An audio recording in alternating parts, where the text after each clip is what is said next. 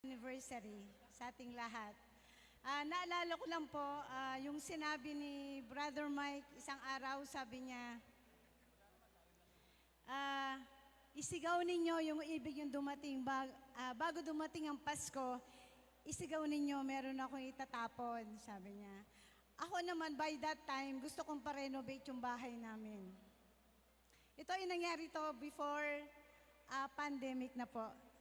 Ngayon, nung isinigaw ko na yung ibig ko, tumawag sa akin later on yung, kasi for 32 years, hindi namin nababawi yung lote namin. For 32 years, halos give up na po sila, nanay, tatay. Halos 11 kami magkakapatid, lahat sila nilakad nila pero wala pa rin nangyari. Yun ay gawa nung nag-aaral pa yung panganay namin ng nursing. Yun ay 4,000 lang na utang pero hindi na binalik sa amin yung titulo. So that time may tumawag po sa akin. Hindi ko siya kilala. Sabi ko, tinanong ko nung ilang taon na siya. Sabi ko, bakit hindi yung mga kapatid kong tawagin mo? Hindi, ikaw na lang. Hindi ko siya kakilala, hindi ko siya kasing edad. Ibabalik ko na yung titulo nyo, sabi niya.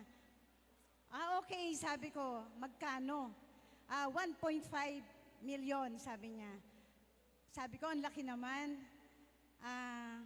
Wala kami niyan, sabi ko. Sige, sabihin mo sa mga kapatid mo. Tinawagan ko yung kapatid ko. Sabi niya, may kalimutan nyo na yan. Tama na, total nakabakod na yung bahay na, yung buong lote nakabakod na, sabi niya.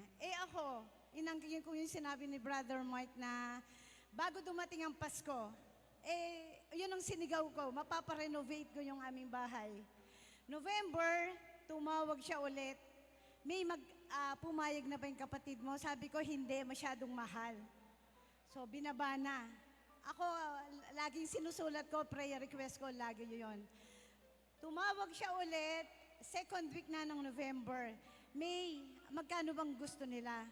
Kung bakit lumabas nila sa bibig ko yung 200,000.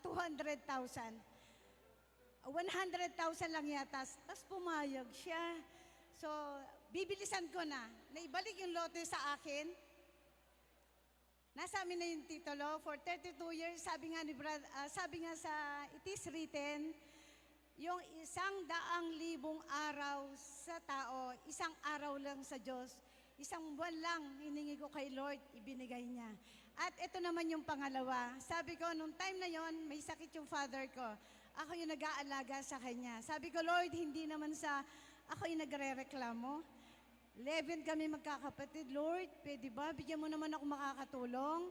So yon, binigyan niya ako ng umuwi bigla yung kapatid namin for 10 years. Hindi siya umuwi. So yung titulong nabawi ko, pinagawa nila ng bahay ang tatay ko. So 3 years ago, natiran pa ng tatay ko yung bahay na yon. Ganon kabuti si Lord at yon ang hinihingi ko kay Lord na ibigay na sa amin yung bahay na yon. Wala man akong 3 million, Lord, pero ikaw meron kang 3 million, Lord. Ibibigay mo sa akin yung bahay na yon. Yun lang po. Totoo po talaga pag ikaw ay regular na nagbibigay ng ikapo. Totoo yon. Kaya ipagpatuloy niyo po ang pag-iikapo. Maraming salamat po. Praise God. Hallelujah. Ayan po. Hallelujah. Praise God. Ngayon po tayo po yung magsitayo mga brothers and sisters.